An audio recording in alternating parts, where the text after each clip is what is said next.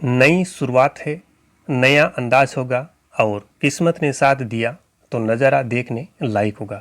नमस्कार दोस्तों, एक बार फिर से आपका स्वागत है हमारे इस चैनल पे। देखिए, वैसे नई शुरुआत तो क्या कहे, पिछले कई महीनों से क्या कई सालों से लगातार हम पढ़ते आ रहे हैं और पिछले ये 8-10 दिनों में जो गैप मिला है, जिसमें आपके एग्ज़ाम वगैरह लगभग कंप्लीट हो चुके हैं और आपका प्रदर्शन जैसा भी रहा हो, अच्छा प्रदर्शन रहा है, आपका स्कोर बढ़िया बन रहा है, फिर भी पढ़ना तो है। ऐसा तो नहीं कि अब आप सरकारी नौकरी लग जाओगे तो उसके बाद में पढ़ना वढ़ना सब छोड़ देंगे। पढ़ना तो पड़ेगा, बच्चों को पढ़ाओगे तब भी पढ़ोगे। मतलब पढ़ने के अलावा दूसरा कोई विकल्प आपके पास है ही नहीं। आपका स्कोर अच्छा नहीं गया है, फिर भी आपको कंटिन्यू पढ़ते रहना है। मतलब पढ़ाई के अलावा दूसरा विकल्प आपके पास है नहीं। आपने शिक्षा की जगत में कदम रखा है तो इसका मतलब पढ़ना तो पड़ेगा। जीवन भर पढ़ाई से आपको संबंध प्रत्यक्ष या अप्रत्यक्ष रूप से रखना ही होगा।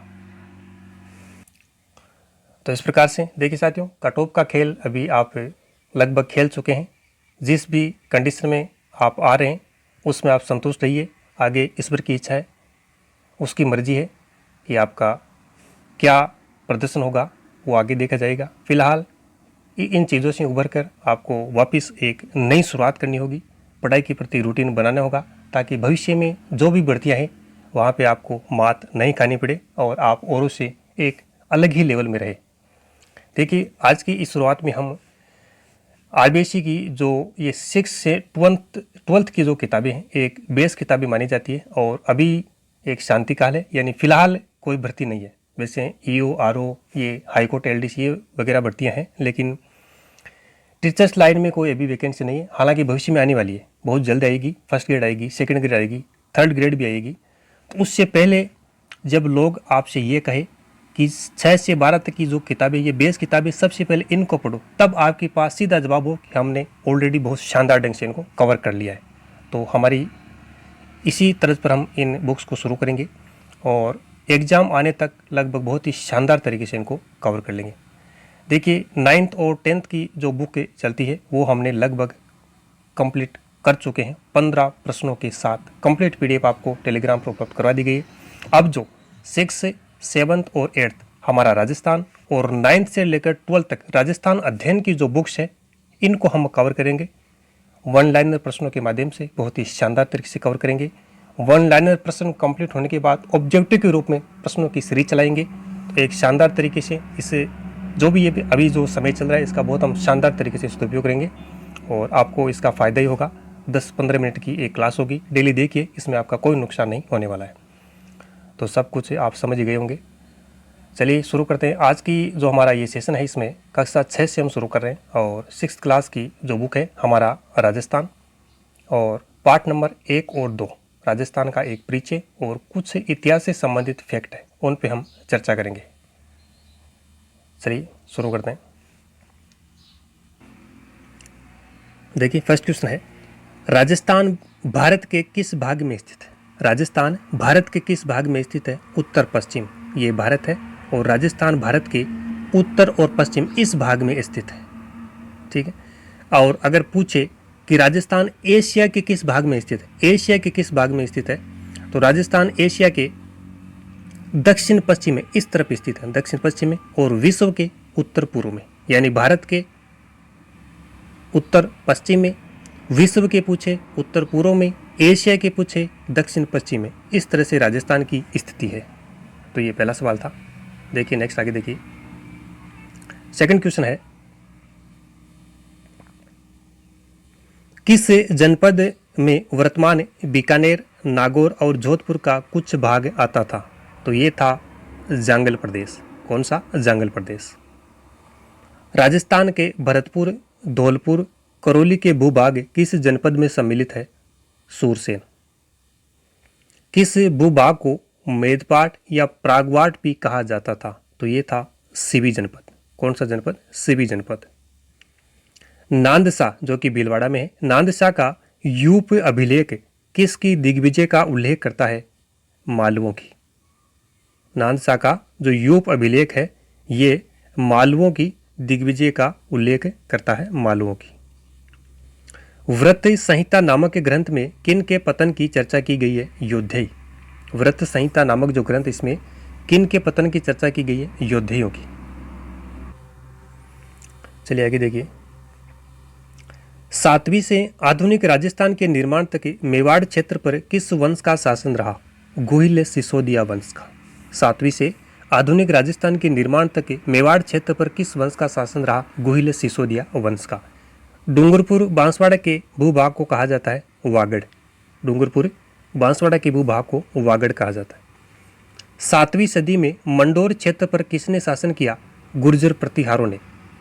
7वीं सदी में मंडोर क्षेत्र पर गुर्जर प्रतिहारों ने शासन किया। और मालवा का क्षेत्र कहलाता है, तो झालावाड़ और प्रतापगढ़ का जो क्षेत्र है वह मालवा का क्षेत्र कहलाता है। नेक्स्ट आगे देखिए, ये सारे फैक्ट आप सभी को वैसे पढ़े हुए हैं आपके द्वारा, बस इस बुक में दिए हुए हैं, एक बार रिकॉल कर लीजिए। राजस्थान भारत के उत्तर पश्चिम भाग में, राजस्थान भारत के उत्तर पश्चिम भाग में 23 डिग्री 03 से 30 डिग्री 12 उत्तरी अक्षांश, 23 डिग्री 03 से 30 डिग्री 12 उत्तरी अक्षांश तथा गुणसूत्र डिग्री 30 से 78 डिग्री 17 पूर्वी देशांतर के मध्य स्थित है। यहाँ से सवाल अक्सर एग्जाम में बनता है कि राजस्थान की अक्षांशीय स्थिति क्या है, देशांतरीय स्थिति क्या है, तो इसको एक बार याद रखिए आप। नेक्स्ट देखिए, राजस्थान भारत के कितने प्रतिशत भाग पर फैला हुआ है? 10.41%। राजस्थान भारत के 10.41% भाग पर फैला हुआ है। राज्य एकीकरण की प्रक्रिया कब से कब तक चली? राजस्थान के जो एकीकरण की प्रक्रिया कब से कब तक चली, तो आपको पता है 1948 से 1956 तक, यानी एकीकरण के जो 7 चरण हुए उनमें शुरुआत 1948 से हुई और अंतिम चरण 7वां चरण 1956 में यह प्रक्रिया समाप्त हो गई। नेक्स्ट देखिए आगे, राजस्थान के सबसे उत्तरी, दक्षिणी, पूर्वी, पश्चिमी जिले क्रमशः है। राजस्थान के सबसे उत्तरी, दक्षिणी, पूर्वी व पश्चिमी जिले, यानी सबसे उत्तर में गंगानगर, सबसे दक्षिण में बांसवाड़ा, सबसे पूर्व में धौलपुर और सबसे पश्चिम में जैसलमेर, ये जिले अवस्थित हैं। राजस्थान के जिले पाकिस्तान की सीमा पर स्थित है। 4 जिले अंतर्राष्ट्रीय सीमा से लगते हैं। राजस्थान के जो 4 जिले हैं अंतर्राष्ट्रीय सीमा से लगते हैं, जो कि पाकिस्तान से सीमा जोड़े हुए हैं। कौन कौन से? देखिए, जैसलमेर है, बाड़मेर, गंगानगर और बीकानेर। 4 जिले हैं जिनमें सबसे ज़्यादा जो सीमा है वो जैसलमेर की है, 464 किलोमीटर। उसके बाद में बाड़मेर 228 किलोमीटर, 3 नंबर पे गंगानगर 210 किलोमीटर और बीकानेर है 168 किलोमीटर की सीमा साझा करता है। तो इन 4 जिलों का आप बिल्कुल ध्यान रखिएगा। इनका क्रम भी पूछा जा सकता है कि सबसे ज़्यादा सीमा किसी जिले की लगती है, सबसे कम किस जिले की लगती है, इनका आरोही क्रम बताइए, अवरोही क्रम बताइए। नेक्स्ट आगे देखिए, राजस्थान की अंतर्राष्ट्रीय सीमा किस देश से मिलती है? तो ये साफ पाकिस्तान है ही। फिर आगे देखिए, राजस्थान के पड़ोसी राज्य सीमा बनाने वाले राजस्थान के जिले, राजस्थान के पड़ोसी राज्य के साथ सीमा बनाने वाले राजस्थान के जिले। हम सबको पता है कि राजस्थान की भारत के 5 राज्यों से सीमाएं लगती है। कितने राज्यों से? 5 राज्यों से। कौन कौन से? देखिए, उत्तर में पंजाब से, उत्तर पूर्व में हरियाणा से, पूर्व में उत्तर प्रदेश से और दक्षिण पूर्व में एमपी से तथा दक्षिण में गुजरात से, यानी इन 5 राज्यों से राजस्थान की सीमा लगती है। देखिए, इनमें सबसे कम सीमा, सबसे कम पंजाब की लगती है उत्तर में, सबसे कम पंजाब राज्य की सीमा उत्तर में लगती है 89 किलोमीटर। और यहाँ से राजस्थान के 2 जिलों की सीमा लगती है। पंजाब से राजस्थान के 2 जिलों की सीमा लगती है। सर्वाधिक सीमा गंगानगर की लगती है और सबसे कम यानी न्यूनतम हनुमानगढ़ से लगती है। तो इन 2 जिलों को ध्यान में रखिएगा। पंजाब से राजस्थान के सिर्फ 2 जिलों की सीमा लगती है। फिर देखिए, उत्तर पूर्व में यानी हरियाणा से राजस्थान की लगभग 1262 किलोमीटर की ये सीमा लगती है। कितनी? 1262 किलोमीटर। और 7 जिले, हरियाणा से राजस्थान के 7 जिले सीमा बनाते हैं। कौन कौन से हैं? देखिए, हनुमानगढ़, चूरू, झुंझुनू, सीकर, जयपुर, अलवर और भरतपुर, ये 7 जिले हरियाणा से सीमा साझा करते हैं। सर्वाधिक सीमा हनुमानगढ़ की है। हरियाणा से सर्वाधिक सीमा साझा करने वाला जिला हनुमानगढ़ है और न्यूनतम पूछे तब जैसलमेर है। सर्वाधिक हनुमानगढ़, न्यूनतम जैसलमेर, जयपुर, न्यूनतम जयपुर है, सर्वाधिक हनुमानगढ़। पूर्व में यूपी, उत्तर प्रदेश, उत्तर प्रदेश से लगभग ये देखिए 877 किलोमीटर की सीमा राजस्थान साझा करता है यूपी के साथ। कितने जिले सीमा लगाते हैं? देखिए भरतपुर और धौलपुर। उत्तर प्रदेश के साथ राजस्थान के सिर्फ 2 जिले सीमा साझा करते हैं, इनमें भरतपुर सर्वाधिक और धौलपुर न्यूनतम। तो भरतपुर और धौलपुर ध्यान में रखिएगा। फिर देखिए दक्षिण पूर्व में यानी एमपी के साथ 1600 किलोमीटर की सीमा लगती है। एमपी के साथ 1600 किलोमीटर की सीमा लगती है। कितने जिले? 10 जिले। राजस्थान के सर्वाधिक 10 जिले मध्य प्रदेश के साथ सीमा साझा करते हैं। कौन कौन से? देखिए धौलपुर, करौली, सवाईमाधोपुर, कोटा, बारां, झालावाड़, भीलवाड़ा, चित्तौड़गढ़, प्रतापगढ़ और बांसवाड़ा। ये 10 जिले मध्य प्रदेश के साथ सीमा साझा करते हैं। इनमें सर्वाधिक सीमा झालावाड़ की, मध्य प्रदेश के साथ सर्वाधिक सीमा झालावाड़ जिला साझा करता है, और न्यूनतम पूछे तब भीलवाड़ा। सर्वाधिक झालावाड़ और न्यूनतम भीलवाड़ा। तो प्रश्न यहाँ से भी बन सकता है कि राजस्थान का ये जो मतलब कितने जिले मध्य प्रदेश के साथ सीमा साझा करते हैं? तो ये सर्वाधिक 10 जिले। कितने जिले? 10 जिले। फिर देखिए दक्षिण में गुजरात। तो गुजरात के साथ 1022 किलोमीटर की सीमा साझा की जाती है राजस्थान के जिलों द्वारा। कितने जिले? 6 जिले। बांसवाड़ा, डूंगरपुर, उदयपुर, सिरोही, जालोर, बाड़मेर, ये 6 जिले गुजरात के साथ सीमा साझा करते हैं। इनमें सर्वाधिक सीमा उदयपुर के साथ और न्यूनतम बाड़मेर, यानी सर्वाधिक उदयपुर गुजरात के साथ सीमा साझा करता है और न्यूनतम बाड़मेर। सर्वाधिक उदयपुर और न्यूनतम बाड़मेर। फिर नेक्स्ट आगे देखिए, राजस्थान का क्षेत्रफल के अनुसार सबसे बड़ा जिला जैसलमेर। राजस्थान का क्षेत्रफल के अनुसार सबसे बड़ा जिला जैसलमेर है, और राजस्थान का सबसे पूर्वी जिला धौलपुर है। राजस्थान में सबसे पहले सूर्योदय व सूर्यास्त किस जिले में? धौलपुर में। सबसे पहले सूर्योदय धौलपुर में, सबसे पहले सूर्यास्त धौलपुर में। राजस्थान का विस्तार उत्तर से दक्षिण तक 826 किलोमीटर, यानी उत्तर से दक्षिण तक 826 किलोमीटर, और पूर्व से पश्चिम तक 869 किलोमीटर। राजस्थान को 7 संभागों व 33 जिलों में विभाजित किया गया है। देखिए राजस्थान को 7 संभागों में विभाजित किया गया। कौन कौन से 7 संभाग? देखिए बीकानेर संभाग है सबसे पहले, उत्तर में सबसे पहला बीकानेर संभाग है, जिसमें 4 जिले शामिल हैं। बीकानेर, चूरू, गंगानगर और हनुमानगढ़। बीकानेर संभाग में 4 जिले शामिल हैं, बीकानेर, चूरू, गंगानगर, हनुमानगढ़। फिर आता है अजमेर संभाग, इसमें भी 4 जिले शामिल हैं। अजमेर संभाग में भी 4 जिले शामिल हैं, अजमेर, भीलवाड़ा, नागौर और टोंक। अजमेर, भीलवाड़ा, नागौर और टोंक। कोटा संभाग, इसमें भी 4 जिले शामिल हैं, कोटा, बूंदी, बारां और झालावाड़। भरतपुर संभाग, इसमें 4 जिले शामिल हैं, भरतपुर, धौलपुर, करौली, सवाईमाधोपुर। जयपुर संभाग में 5 जिले शामिल हैं, जयपुर, दौसा, सीकर, अलवर और झुंझुनू।